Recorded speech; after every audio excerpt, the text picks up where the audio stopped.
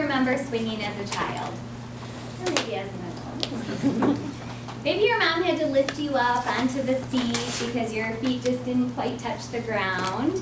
Or maybe you had to get creative, as I did many a times. If there was an adult around, you strapped the seat through your arm and you kind of shimmied up the frame and then you climbed on and got swinging that way.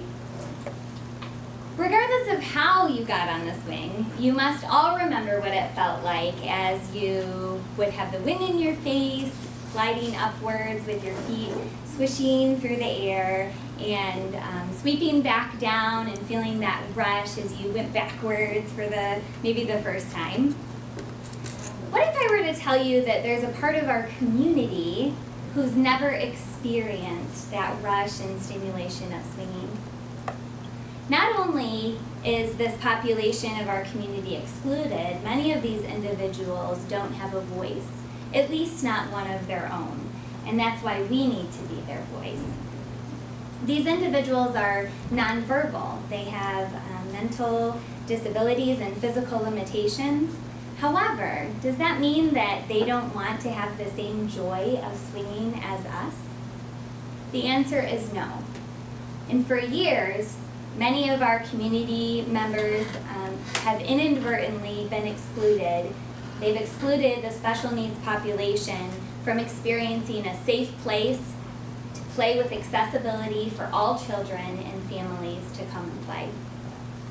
The closest handicap accessible playground to Jackson County was 40 minutes away, which makes it extremely difficult for individuals who have limited transportation from being able to go and play and experience it.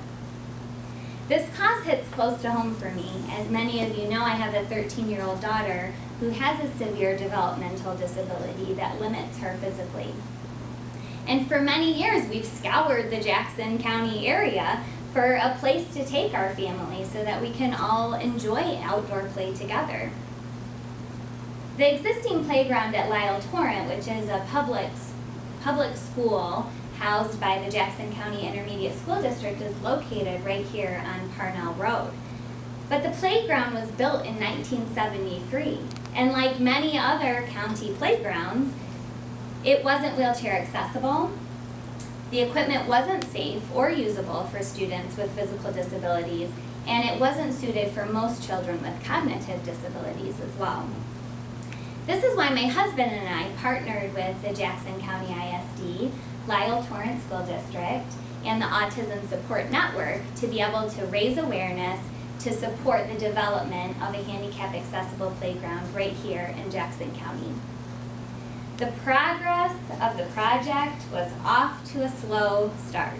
It took 7 years for community members and friends to raise enough money just to build the first phase of the accessible playground. This playground provides a turf padded flooring, a zip line, a wheelchair accessible swing, a merry-go-round, and a surrounding fence to be able to keep kids safe from wandering off. Through the gifts of community members and the Jackson County ISD, after a long-awaited arrival, we are happy to report that the first phase of the playground ribbon cutting was August of 2016.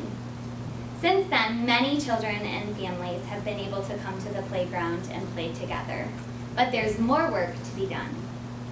The second half of the funding for Phase 2 still needs to be raised, which includes a large play structure with accessible slides, activity panels that allow children mental exercises and exploration, therapeutic rings that improve both strength and mobility, and ramps with wheelchair turning areas and transfer stations. This playground will meet 3 of the following goals: to enhance the social development of young children with special needs, allowing them a safe place to play independently with their peers, to allow children with special needs the benefits of outdoor play, a creative outlet for fitness, encouraging more interaction with a variety of stimuli to engage those gross motor skills, and for the integration of all children in Jackson County with multiple abilities to play together alongside one another and feel like they have a sense of belonging. For our large family of 7, this last goal is instrumental. We've watched our daughter have to sit on the sideline for many years, as too many of the Jackson County playgrounds do not provide a safe place for her to be.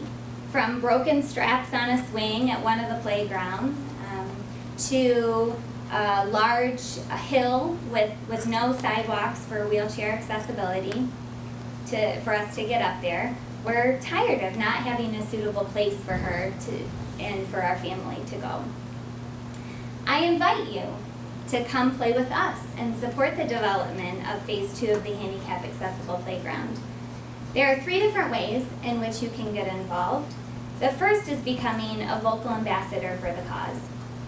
Tell people about the gap in support for the special needs community, as we believe we need to be their voice. Second, share your talents and join us on Friday, July 21st out on the golf course for our 2nd annual golf outing, because we need to be their voice. And lastly, give of your treasures, because we need to be their voice. Thank you.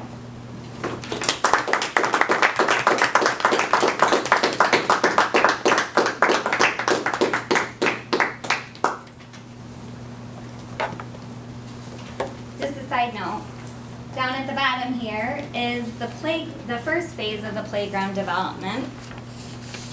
And my daughter's on the zip line swing. Is it at the Torrent Center, or is? And that's located right behind Lyle Torrent.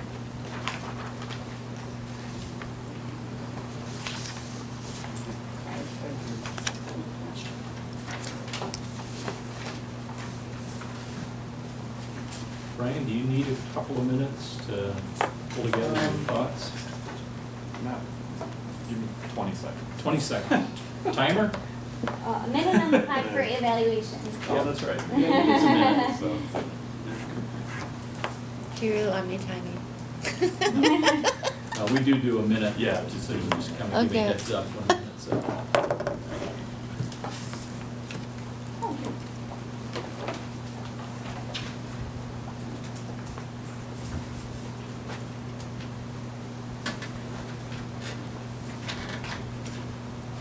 One other election I was involved in was on campus at Western. You had floor representatives in the dorm. We had 2 people running for the same office. One set up a table on the way to the cafeteria, so the other one set up a table right on the way to the cafeteria where they'd catch the bulk of the people, because we were 4 floors. And first guy, he had one big sign, just said no. And basically his campaign was, no matter what comes up, I'm voting no. And the other guy had went by a nickname all through the time, so you didn't really know who he was. His name was William Scott Ward. Why I remember things like that. But he went by Ernie Bismo, B-I-S-M-O-T, the T is silent. He always introduced himself as Ernie Bismo, B-I-S-M-O-T, the T is silent.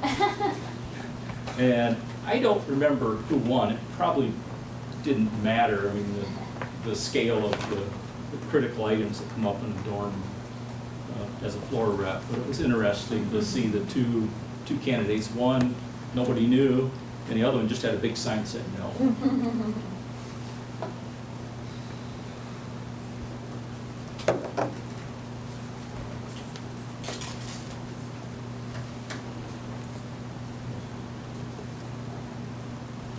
Oops. Then I got one more.